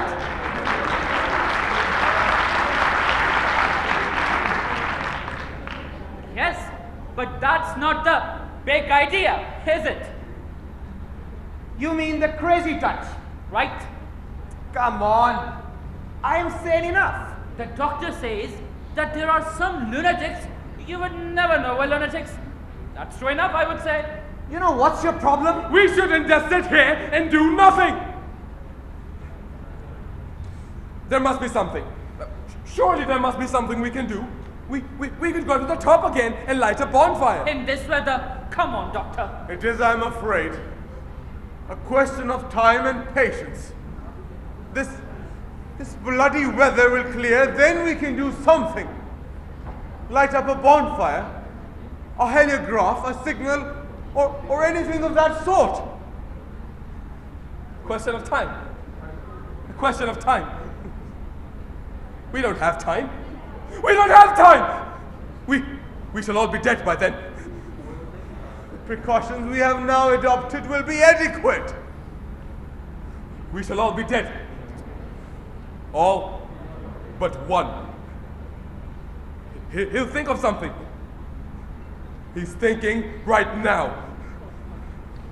Dr. Armstrong, that poor patient of yours, what was her name? Cleese. Was it nerves that made you kill her? No. Drink. I used to be a heavy drinker. My God, how drunk I was when I operated her. It was quite a simple operation. But my hands were shaking all over the place. I remember her now. She was a big, heavy, countrified woman. And I killed her. So this is how it was. I was right. The sister knew, of course. But she was loyal to me. Or to the hospital. After that, I gave up drinking. Gave it up altogether. And went in for the study of nervous diseases. Very successfully. 1 or 2 lucky shots. Good results with 1 or 2 important women. They talk to their friends. Since then, I have been so busy. I've hardly known which way to turn. I'd got to the very top of the tree. Until Mr. Unknown Owen. And down will come Doctor, Cradle, and all. Captain Lombard, will you stop your damnable sneering and joking? Gentlemen, please. We can't afford to quarrel. That is okay by me. I apologize. Good. It's this terrible inactivity that gets on my nerves. We are adopting, I feel convinced, the only measures possible. So long as we remain together, as I say, within sight of each other, a repetition of the tragedies that have occurred might be impossible. And we've all submitted to a search. This means none of us is armed, either with firearms or a knife. Nor has any man got any drug about his person. So long as we remain together, as I say, within sight of each other, nothing can happen to us. But we cannot go on like this. We shall need food, sleep. That's what I say! Food! Obviously, the murderer's only chance is to get one of us detached from the rest. So long as we prevent that, we are all safe. Safe? Safe? Really, Judge? I say, What about the food idea? Why are you so silent, Vera? There isn't anything to say. It's this awful waiting. I wonder what the time is. Waiting for the hours to go by and yet feeling like they may be the last. What is the time? 8:30. Is that all? Pretty awful light this. How are the candles holding out? There's a whole packet. Storm's dying down a bit. What do you think, sir? Perhaps we must not get too optimistic. This damned murderer has got everything on his side. Even this bloody weather seems to be falling in with his plans. I say, what about the food idea? Please. If you want, I'll go and make some baked potatoes and coffee. Good, thank you so much. That's all right. Not quite, Miss Claythorne. You see, it would be inadvisable to eat or drink anything that you prepare out of our sight. You don't like me, do you? It's not a question of likes or dislikes, my dear. There are very few tricks that will get past you, Sir Lawrence. You know, if you won't be offended at my saying so, I suspect you. You are my fancy. Captain Lombard, I think it is hardly the moment for any of us to indulge in the luxury of taking offense. Okay then. I don't think it's Bloor. He hasn't got the imagination for this job. All I can say is that if you are the criminal, I take my hat off to you for being a damn fine actor. Thank you. For nothing. And I don't think it's Dr. Armstrong. He hasn't got the nerve.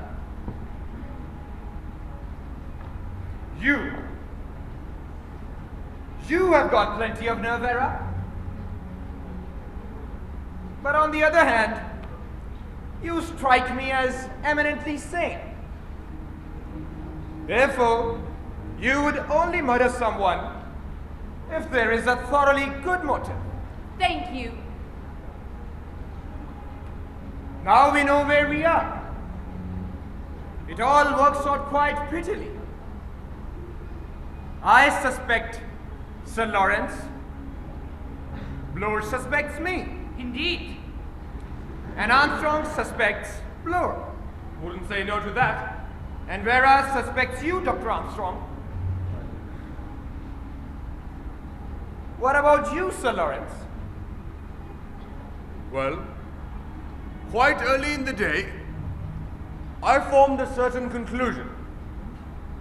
It seemed to me that everything that had occurred pointed quite unmistakably to one person only. One person? Which one? Well, no. I think it would be inadvisable to mention that person's name at the present time. Inadvisable in the public interest, right? Yes. I say,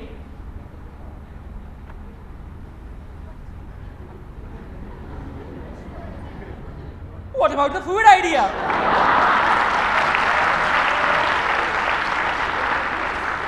No! We should not do that. We must stay together. We're safe together. Exactly. I'm not hungry anyway. I'm not hungry myself. You can go and have a guzzle by yourself, Lord. Tell you what, suppose I go out and bring in a packet of biscuits. Good idea. Yes, good. But listen. Huh? An unopened packet, Lord.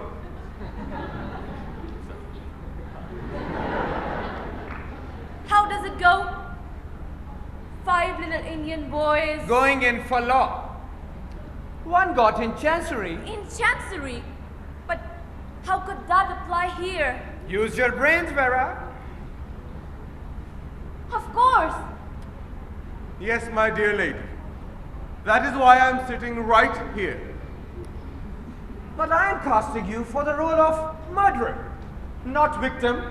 The term can apply to a boxer, Captain Lombard. Then maybe we can start a free fight. That seems to let you out, my dear. That awful rhyme. It keeps going round and round in my head. I think I'll remember it till I die. Mr. Bloor's a long time now. Where is he? I think the big bad wolf has got him. Captain Lombard, I have asked you once before to try to restrain your rather peculiar sense of humor. I'm sorry, sir. It must be a form of nervousness. Stop! Put your hands up. Go on. Search him, Doctor. With pleasure.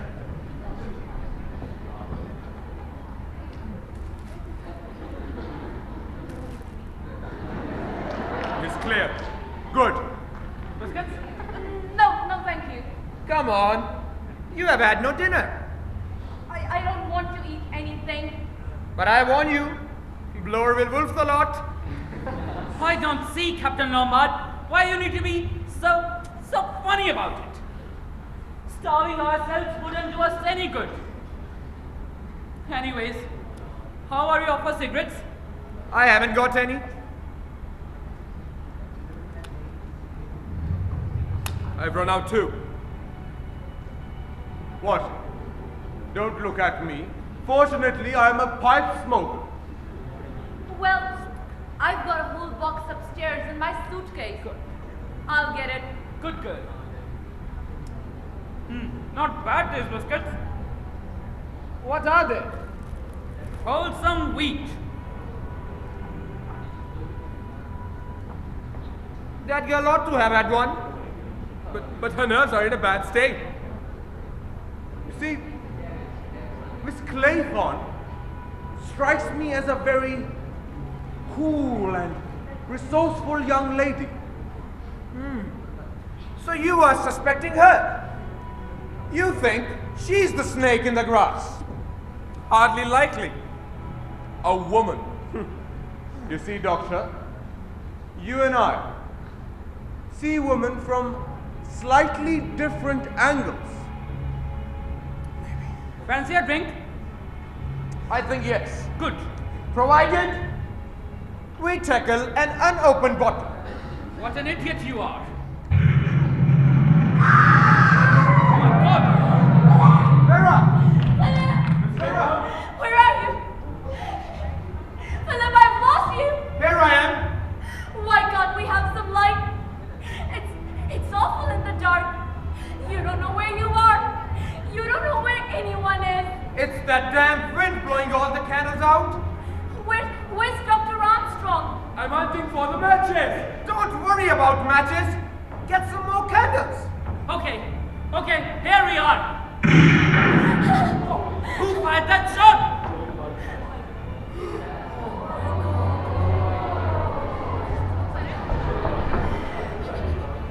My God! He's dead! Shot through the head!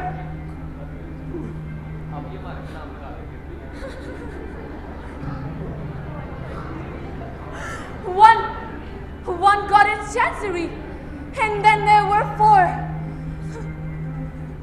Miss Claythorne? No! You got me to go upstairs. Vera? He killed him? He planned it? No, my darling. All alone? No. You killed him? No! Didn't I didn't you? do anything to him. Liars! Liars! Liars! Stay away! No! Stay away! Back up! It was all planned! I swear I didn't.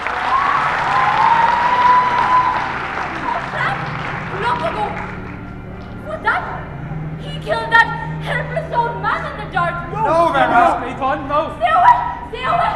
Don't come any closer! Stay away! I didn't do anything. I know.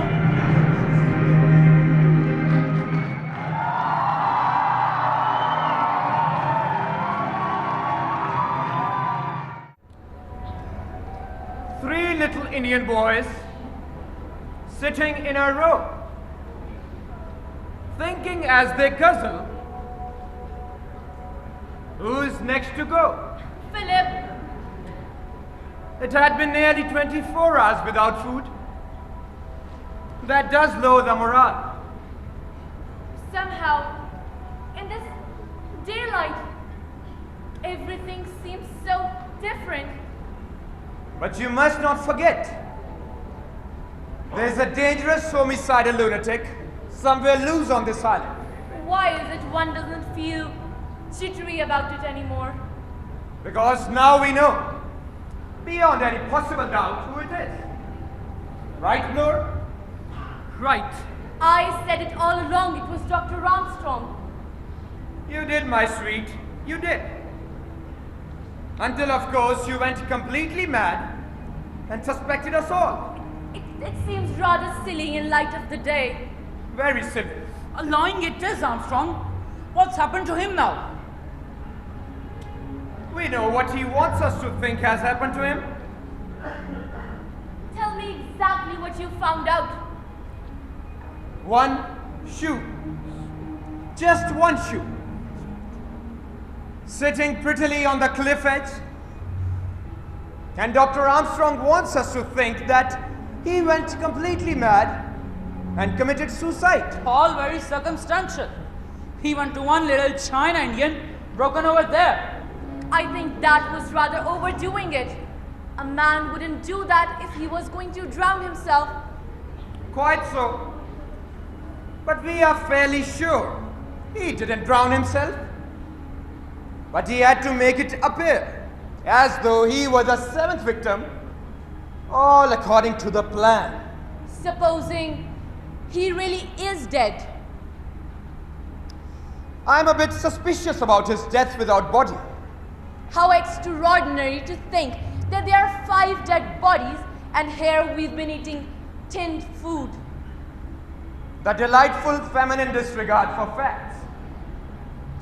There are 6 dead bodies and they are not all in there. Oh no, she's right. There are only 5. What about Mrs. Rogers? I've counted her. She makes the 5th. Look here. Marston 1, Mrs. Rogers 2, Mackenzie 3, Rogers 4, Emily 5, and Wargrave 6. 7, 8, 9. Armstrong 10. That's right, old man. Sorry. For heaven's sake, stop talking about bodies. The point is that Armstrong murdered them. We should have realized it was Armstrong. Straight away. Where do you think he is now? Hidden somewhere? Waiting to have a crack at one of us? We should search this house then. What? And walk into an ambush? Oh, I didn't think of that. Are you sure you heard no one after we went? I imagined all sorts of things. I see. Just thoroughly suspicious. What's the use of talking? What are we going to do now? If you ask me, do nothing. Nothing? But I want to go after that fellow. What a dog of the bulldog breed you are, Lord.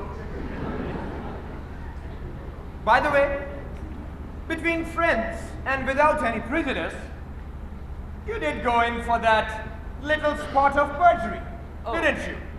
Well, I don't suppose it makes any odds now. Lando was innocent, all right?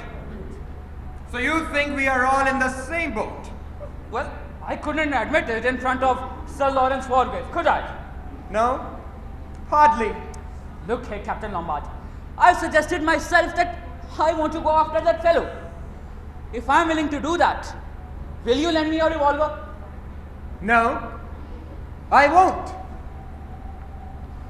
This revolver's mine, and I'm sticking to it. Then do you know what I'm beginning to think? You are not beginning to think it, you square-headed flatty. You thought it last night, and now you have gone back to your original idea. That I am the one and only unknown Owen. Is that it? That's right. I won't contradict you. Then think what you damn well please. But I want you. I think you both are behaving like a pair of children. Sorry, teacher. Of course, Captain Lombard isn't the unknown Owen. The unknown Owen is Dr. Armstrong. And I'll tell you one very good proof of it. Oh. What? Think of that rhyme. 4 little Indian boys went out to sea. A red herring swallowed one and then there were 3. Don't you see the subtlety of it? A red herring. That's Armstrong's pretended suicide. But he isn't dead. That's very ingenious. To my mind, it's absolute proof. It's all mad because he is mad. He takes a queer, childish pleasure in sticking to that rhyme. He's got to make it all fit in with that rhyme. And that's our pointer. Yes. What are we going to do now? Now let's see. What does it say? 3 little Indian boys walking in a zoo. A big bear hugged one, and then there were 2. He will have a job with that one. There is no zoo on the island, is there? I say, Captain Lombard, fancy a drink? Do stop thinking about your stomach, Lord. This craving for food and drink would be your undoing. But wait a second. Is that a boat? Yes. Yes, it's a boat. A boat. Yes, a boat. A boat. Yes. No!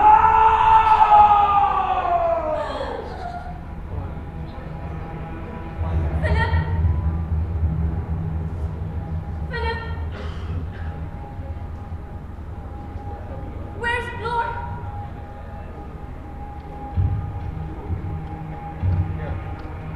Blore's got it. How? A booby trap. All set. A wire across the door, attached to something above. That means he's dead? Yes. He's dead. His head is crushed. Crushed? It's that awful rhyme. We shan't do it. He'll get us. We'll never get away from this island. Yes, we will. I have never been beaten yet. Philip, don't you feel it? There's someone in this room watching us. Watching and waiting. That's just nerves. Then you do feel it. No, I don't. Let's get out of this house. Perhaps if that was a boat, they'll see us. They'll see us, right? Philip? Philip! There's something washed up on the rocks. Come, have a look.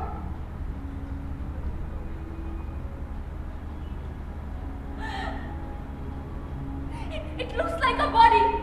A body. Armstrong. Armstrong's body.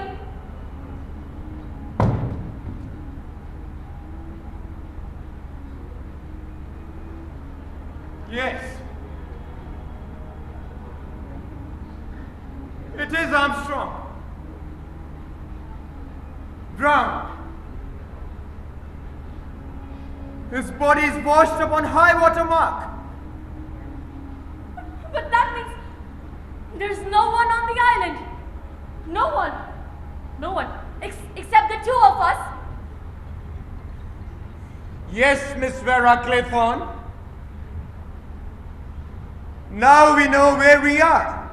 Now we know where we are. That was a pretty trick of yours with that wire. Quite neat. Old Wargrave always knew that you are the one. You did it. So you did drown that kid after all? No, I didn't. Philip, listen to me. I am listening. But you better make a good story.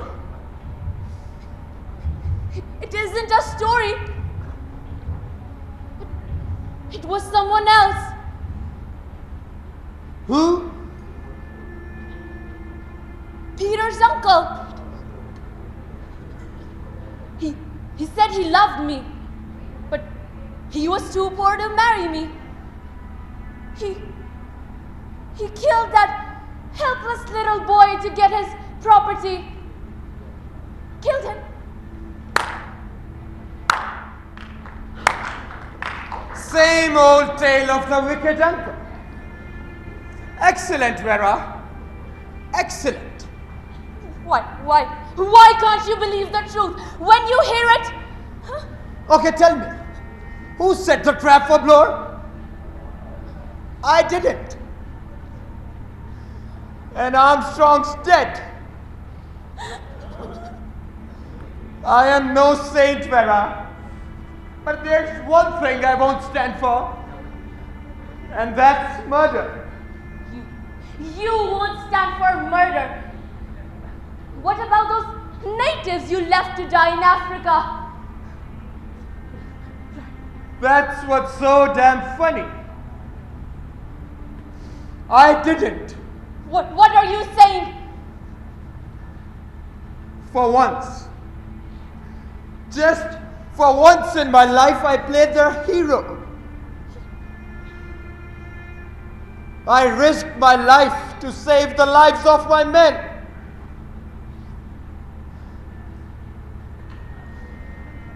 I left my rifle, my ammunition,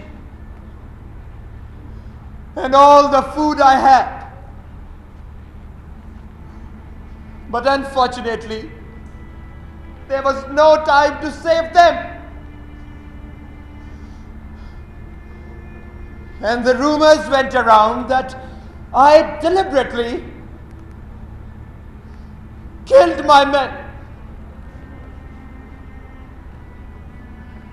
And there's life for you. You expect me to believe a stupid lie like that? Why? Why didn't I see it before? Why? It's right there, in your face. The face of a killer. A murderer. You cannot fool me any longer, Vera. Killed him. Murder. Vera, are you alright? Vera, are you... No! You cunning little devil!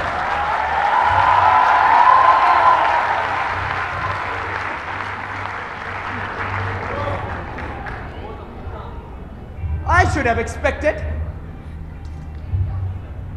Back off! Back off! But you are quite lovely. Stay away! Quite young. No, stay away! Quite mad. If you come one step nearer, I'll shoot. No, my darling. You won't. I swear I'll shoot.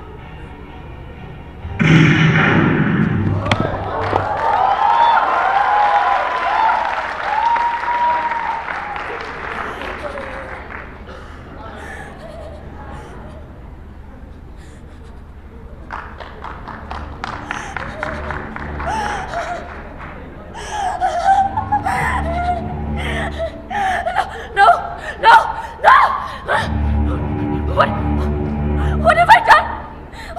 What have I done? No, I didn't. But did I? No, I didn't kill him. No.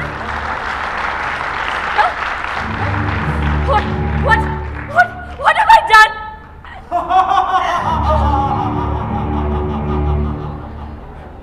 No, stop!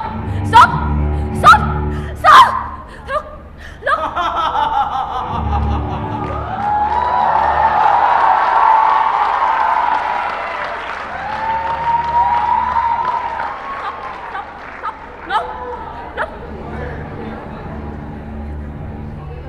What? You are thinking I'm a ghost? You thought I was dead? No. Armstrong said I was dead. That was the clever part of the plan. Said we would trap the murderer. Said we would fix up my supposed death so I should be free to spy upon the guilty one.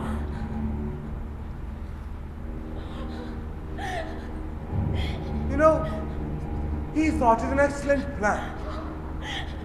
Came out to meet me by the cliff. I sent him over with a push. So easily. He swallowed my red herring all right. You know, Veraclazon,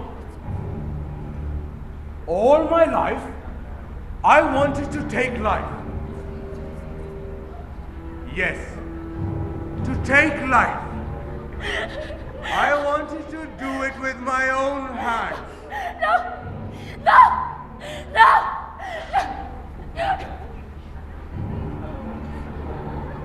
But I am a judge of the High Court.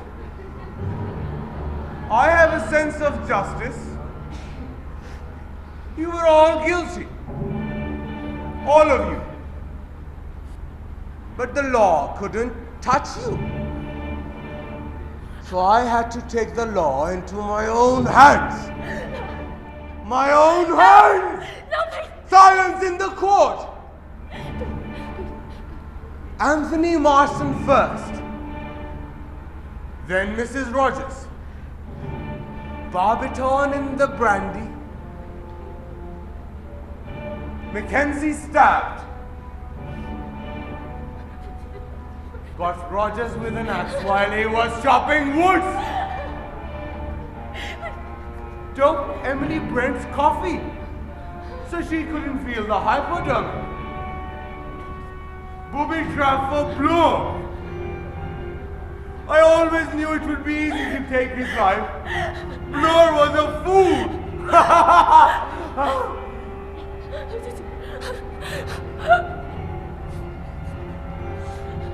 Returning the revolver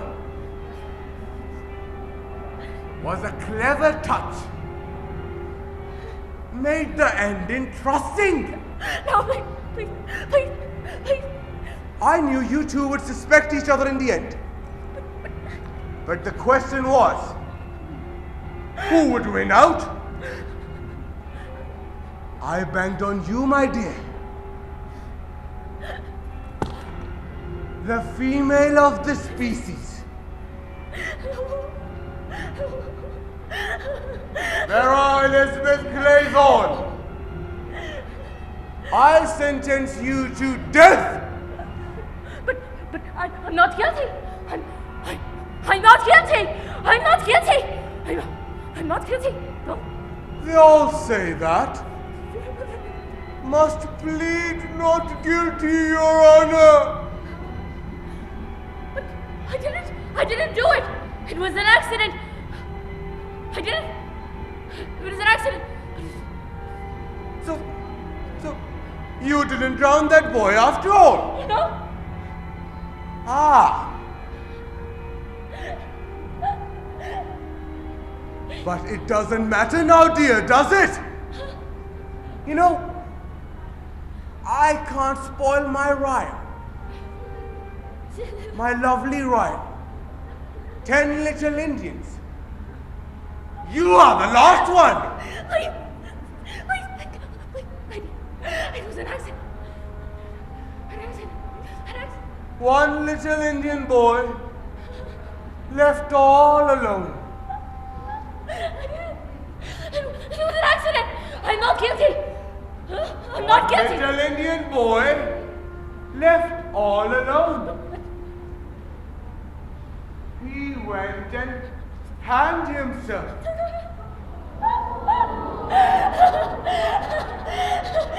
It was all planned.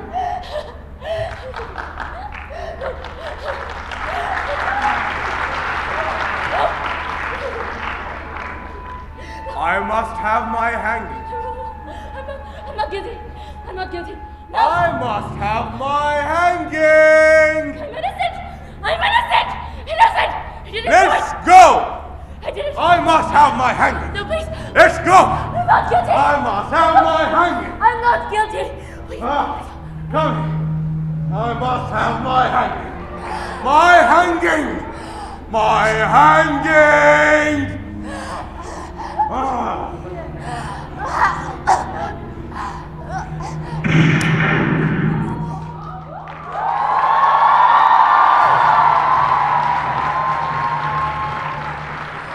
You fool!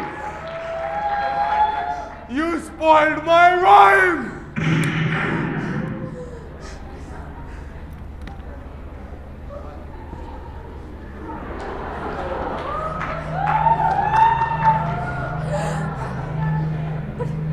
But I killed you.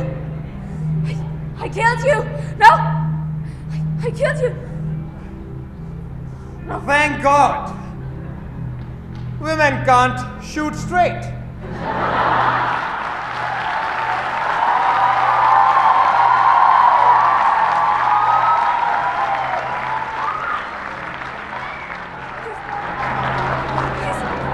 He's dead. He's dead. He's dead. He's dead. Yes, he is dead. Providence does leave the work of conviction and chastisement to us Mortals. Mortals. Yes, to us mortals.